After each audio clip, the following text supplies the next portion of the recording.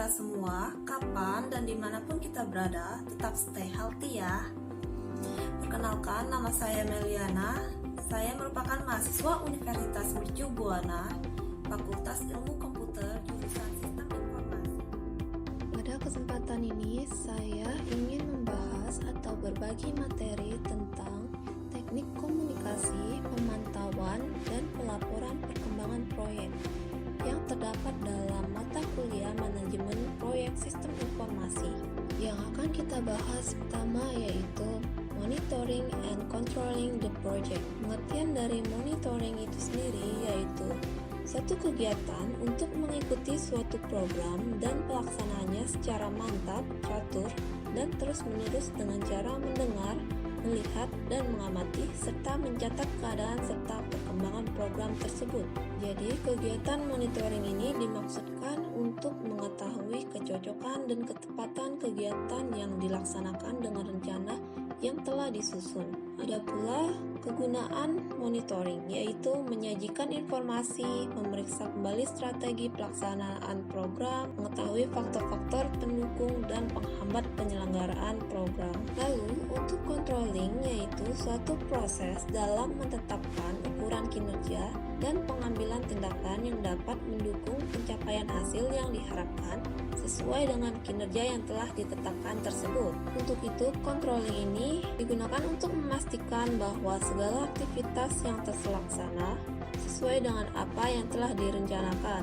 Adapun tujuannya yaitu mencegah terjadinya penyimpangan, memperbaiki kesalahan program, dan mendinamisir organisasi atau perusahaan serta kegiatan manajemen lainnya. Dalam monitoring and controlling the project, terdapat struktur proses yang dimana seorang project sponsor akan melimpahkan tugas kepada project manager untuk mempertanggungjawabkan segala aktivitas, waktu yang diperlukan atau ditentukan sampai pada anggaran atau biaya proyek. Oleh karena itu, project control memastikan proses dan resource ada pada tempatnya untuk membantu project manager memantau proyek. Kenapa perlu dilakukan? Seberapa bagus proyek yang telah direncanakan, situasi tidak terduga bisa terjadi. Jika ini terjadi, diperlukan penyesuaian terhadap jadwal dan anggaran proyek. Pada kenyataannya, biaya yang dikeluarkan melebihi dari yang telah direncanakan dan jadwal tidak sesuai dengan yang diperkirakan merupakan atribut dari kurangnya pantauan terhadap proyek. Rencana proyek menjadi tidak berguna ketika satu task atau aktivitas menyebabkan reaksi berantai terhadap task yang lain yang saling terhubung. Jika task ada pada critical path, masalah bisa menjadi serius. Oleh karena itu, masalah mungkin bisa bertambah dan saatnya bagi manajer proyek untuk bertindak terhadap kejadian tidak terduga ini. Contoh, research ditugaskan ke task berbeda atau proses dan standar yang mungkin diabaikan. Maka, sebagai manajer proyek yang bijak akan mencoba untuk lebih proaktif dan mengenali dampak situasi yang tak terduga ini untuk merencanakan dan bertindak dengan cara dan waktu yang tepat. Lalu, sering sesuatu terjadi pada proyek di luar kendali. Jika manajer proyek telah mengidentifikasi masalah ini sebelumnya dan menganalisa dampaknya, dia bisa memberitahukan manajemen senior mengenai situasi dan mempersiapkan beberapa alternatif tindakan dan estimasi dampak pada jadwal dan anggaran proyek. Maka seharusnya seorang proyek manajer tidak akan kehilangan kepercayaan karena kejadian tidak terduga terjadi. Kepercayaan bisa hilang atau diperoleh dari bagaimana menghadapi situasi tertentu. Pemberitahuan masalah di awal dapat mengurangi dampak terhadap aktivitas proyek yang lain sehingga akan berkurang dampaknya terhadap jadwal dan anggaran proyek. Rencana proyek dapat membantu proyek manajer mengukur kinerja proyek terhadap harapan proyek. Ketika rencana proyek disetujui, perkembangan aktual dapat dibandingkan dengan yang telah direncanakan. Proses ini sering dimaksudkan dengan membandingkan kinerja actual to plan dan membandingkan akan mudah ketika menggunakan project management software. Kemudian kita membutuhkan project control, yaitu memberikan kemampuan untuk mengukur kinerja, memberi peringatan project manager terhadap masalah yang terjadi, dan menjaga tanggung jawab tim. Project control sendiri memastikan resource digunakan efisien dan efektif sehingga mengarah pada proyek agar mencapai MOV. Berikutnya yang akan kita bahas yaitu Project Communication Plan. Project Communication Plan bisa berbentuk formal atau informal, tergantung dari kebutuhan dari proyek stakeholder dan ukuran proyek. Maka, komunikasi penting untuk kesuksesan proyek. Pengembangan communication plan dimulai dengan mengidentifikasi berbagai stakeholder dari proyek dan kebutuhan informasinya. Lalu, analisis stakeholder membantu project manager dan tim menentukan ketertarikan yang berbeda dan peran dari setiap stakeholder. Walaupun beberapa informasi yang terdapat di analisis stakeholder itu sendiri mungkin tidak cocok, ini memberikan langkah awal untuk mengidentifikasi siapa yang butuh informasi, apa, dan kapan. Dan perlu diingat, walaupun stakeholder yang mungkin memiliki kepentingan pribadi pada ketidaksuksesan proyek harus diinformasikan. Jika tidak, kurangnya informasi dan komunikasi dapat menghasilkan bahwa tidak ada berita pasti, berita buruk, atau spekulasi dan asumsi bahwa proyek sedang bermasalah. Lalu, Project Communication Plan digunakan untuk menentukan apa aja. Pertama yaitu siapa pemilik informasi yang dibutuhkan, lalu apa saja informasi yang dibutuhkan, bagaimana kebutuhan informasi stakeholder terpenuhi, kapan stakeholder menerima informasi yang diperlukan, dan terakhir bagaimana informasi akan diterima. Maka diperlukan sebuah format yang akan membantu mengklarifikasi semua hal yang diketahui stakeholder dan apa yang mereka perlu tahu. Pada format ini terdapat setiap bagian untuk mengembangkan communication plan, terdiri dari stakeholder, information requirement, type of report or matrix, timing or availability, dan terakhir yaitu medium or format. Stakeholders adalah individu atau grup yang memiliki minat atau klaim terhadap hasil proyek sehingga mereka adalah penerima informasi proyek yang akan kita kirim. Kemudian information requirement, yaitu mengidentifikasi kebutuhan informasi dari berbagai stakeholders, membantu proyek manajer dan tim lebih baik dalam menentukan mekanisme pelaporan informasi, waktu, dan pengiriman untuk kebutuhan setiap stakeholder. Laporan tertentu atau matriks bisa dirancang untuk memenuhi kebutuhan masing-masing stakeholder. Kemudian, type of report or matrix tergantung dari informasi yang dibutuhkan dari stakeholder tertentu. Laporan tertentu atau mekanisme pelaporan dapat diidentifikasi. Ini bisa termasuk template, laporan yang diperoleh dari project management software tools, atau laporan yang dibuat sendiri dengan matriks tertentu. Tentu saja mekanisme pelaporan bisa termasuk review formal atau informal dari deliverable, milestone, files. Lalu ada timing atau availability, yaitu waktu dan ketersediaan dari laporan untuk stakeholder. Mungkin sebagian stakeholder merasa mereka perlu akses real time terhadap kinerja dan perkembangan proyek. Tentu, waktu dan ketersediaan untuk membiarkan mereka tahu kapan mereka bisa tahu. Ini bisa membantu proyek manajer dan tim fokus dengan mengurangi permintaan laporan dan status terbaru dari stakeholder yang lebih berkuasa.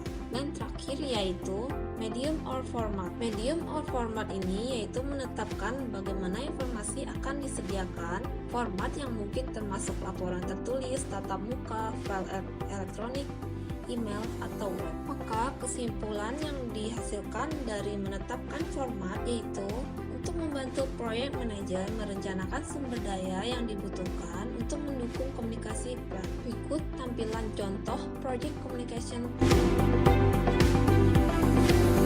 Selanjutnya, ada reporting. Apa itu reporting? Reporting merupakan salah satu fungsi manajemen berupa penyampaian perkembangan atau hasil kegiatan mengenai segala hal yang berkaitan dengan tugas. Jadi, ketika data proyek telah dikumpulkan, proyek manajer dapat menggunakan ini untuk mengupdate rencana proyek. Contohnya, update project plan menggunakan Microsoft Project. Selain itu, project manager memiliki banyak software yang bisa digunakan untuk membantu pekerjaannya, termasuk software manajemen proyek, spreadsheet, database, dan lainnya. Adapun kategori laporan proyek review, yaitu project review bisa pertemuan formal atau informal yang menyertakan berbagai project stakeholder. Review ini fokus pada spesifikasi dari deliverable, milestone, fase. Tujuan dari review ini sendiri tidak hanya memperlihatkan bukti bahwa pekerjaan proyek telah selesai, tetapi juga pekerjaan telah diselesaikan sesuai dengan standar atau kebutuhan proyek yang telah disepakati. Contohnya, tim proyek mempresentasikan rencana proyek ke proyek sponsor.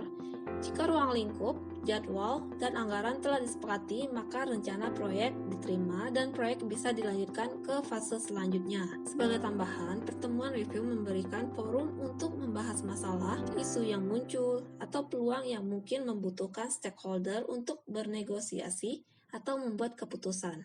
Status reporting, yaitu laporan status menggambarkan keadaan proyek saat ini. Secara umum, laporan status membandingkan perkembangan aktual proyek dengan rencana awal. Laporan status bisa termasuk berbagai analisis yang membandingkan informasi jadwal dan biaya aktual terhadap jadwal dan anggaran awal. Lalu, progress reporting. Laporan perkembangan memberitahu apa yang telah diselesaikan tim proyek. Laporan ini membandingkan aktivitas yang telah diselesaikan dengan aktivitas yang terdapat di project network. Dan terakhir yaitu forecast reporting. Laporan prediksi fokus pada prediksi status ke depan atau perkembangan proyek. Contohnya, analisis tren yang memberitahu kapan proyek biasanya selesai dan berapa biaya yang diperlukan. Berikut tampilan contoh update project plan menggunakan Microsoft Project. Selain reporting, ada pula burn down chart. Burn down chart menyediakan tools yang berguna untuk laporan perkembangan proyek. Burn down chart juga menjadi populer di Agile Software Development Methods seperti Scrum atau XP dan memperlihatkan bagaimana scope, features, atau fungsi atau pekerjaan selesai pada waktu ke waktu. Contohnya ada pada gambar di sebelah, mengilustrasikan bagaimana project scope telah dibagi menjadi 3 sprint, dimulai dengan 3 fitur paling penting. Saat tim proyek burn melalui scope, velocity mempresentasikan jumlah pekerjaan yang bisa diselesaikan dalam satu iterasi. Hasilnya, menyelesaikan pekerjaan proyek bisa diprediksi. Garis bagian tengah menggambarkan pekerjaan akan selesai tepat waktu sesuai rencana. Sementara garis putus-putus memprediksikan bahwa proyek akan selesai lebih cepat.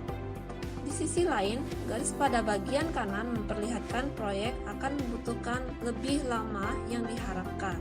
Dan terakhir yaitu distribusi informasi, yaitu untuk melengkapi project communication plan, project manager dan tim harus menentukan bagaimana dan kapan informasi yang dibutuhkan diberikan ke berbagai stakeholder. Adapun media komunikasi diantaranya yaitu face-to-face meeting. Pertemuan bisa merupakan percakapan informal ke pertemuan lebih formal dan presentasi.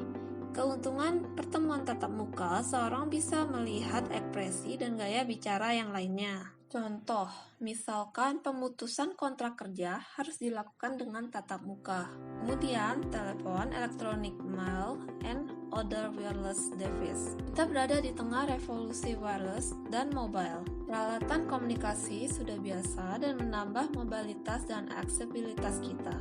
Walaupun alat komunikasi ini tidak personal seperti pertemuan tatap muka, mereka membuat komunikasi terjadi ketika seseorang tidak berada di tempat dan waktu yang sama. Anggaran proyek harus menyertakan elektronik untuk tim dan stakeholder lain berkomunikasi. Kemudian, collaboration teknologi.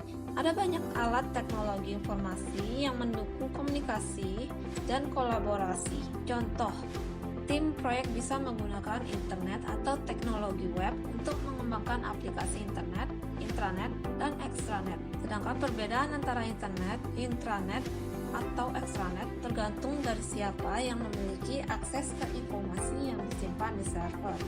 Contoh, aplikasi internet akan tersedia untuk siapa saja yang memiliki akses ke World Wide Web atau internet.